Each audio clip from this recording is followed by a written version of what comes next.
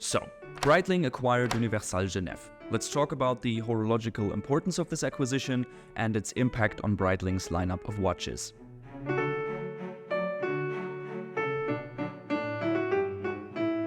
Rumors about the price tag of this acquisition are circulating, but the business and financial side is not focus of this video. Let's begin with a brief overview of both brands before we talk about the implications of this acquisition. I specifically want to talk about Universal Geneve's past as well as recent changes Breitling made to its brand strategy. Universal Geneve is a Swiss watch manufacturer with a rich history that spans over a decade. It was founded in 1894 by Numa-Émile de Combe and Ulysses Georges Perret in Switzerland. The watchmaker quickly gained prominence for its technical innovation and precision. They were a pioneer and industry leader in the development of chronographs.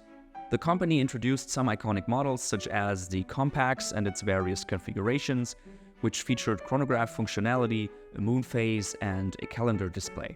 The pole router is another important example of Universal Geneve's lineup, which I personally hope might make a comeback under Breitling in the future. Another prominent innovation of Universal Geneve in the 1950s is the micro rotor. It is now seen in brands like A. Lange & Söhne's caliber 992.1 in their Langematic Perpetual, as well as Patek Philippe's base calibers like the 240, the R27, and the 31-260. This opened new possibilities for watch movements and ultimately whole watches to be thinner. The once prestigious watchmaker then almost died out in the so-called quartz crisis of the 70s and 80s. Universal Geneve is still a relatively sought-after name in the watch collecting community. Certainly the brand does not stand as glorious as it once did. Last owned by the Hong Kong-based Stellux Group, the brand was kept alive for decades until now.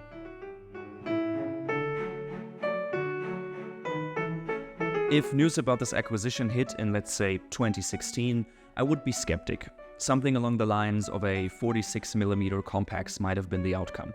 But with Breitling's recent developments towards a more universal, pun intended, range of case sizes on their watches, together with a simplification and reduction in their lineup of watches, this might as well be a good fit for Universal Geneve. The Breitling Premier is a good example for their new brand strategy, I think. This watch flew under the radar for most mainstream Breitling fans, I would at least dare to assume. But its revival into the lineup of the modern Breitling watches is a refreshing direction, I think. So, as we have seen, George Kern's leadership of Breitling has proved to boost sales and revenue since 2017, but that's not what I like to focus on in this video. To me, an important piece of information in Breitling's press release about the acquisition of Universal Geneve is the following. A dedicated team will be brought on board to allow Breitling and Universal Geneve to operate as separate maisons, which essentially means houses in French. While the influence George Kern may have on Universal Geneve is therefore not truly known, this might nevertheless be a beautiful fusion for both brands. Universal Geneve is boasting with heritage, and their watches reimagined, modernized, and ultimately revived might be what the watch industry likes. Given that Breitling and Universal Geneve are known for their chronographs, we might see something like a reimagined Compax that could be a reasonably priced moonphase chronograph, which I think would be a great addition to today's watch market. I say something like because this is a revival and a relaunch more than it is a continuation of the brand, at least I think so. It will most likely result in a new lineup of watches for Universal Geneve inspired by their past. I will end this video with another quote from George Kern that I hope will prove true in the end.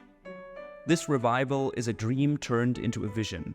It's a process we are embarking on with the utmost respect and dedication, with the aim of seeing Universal Geneve restored to its rightful place in watchmaking. So, what do you think about this acquisition? What do you think Breitling needs to get right to restore Universal Geneve? Tell me in the comments. Wah. So,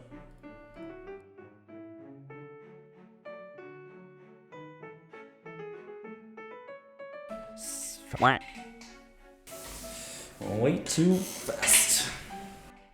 Way too fast.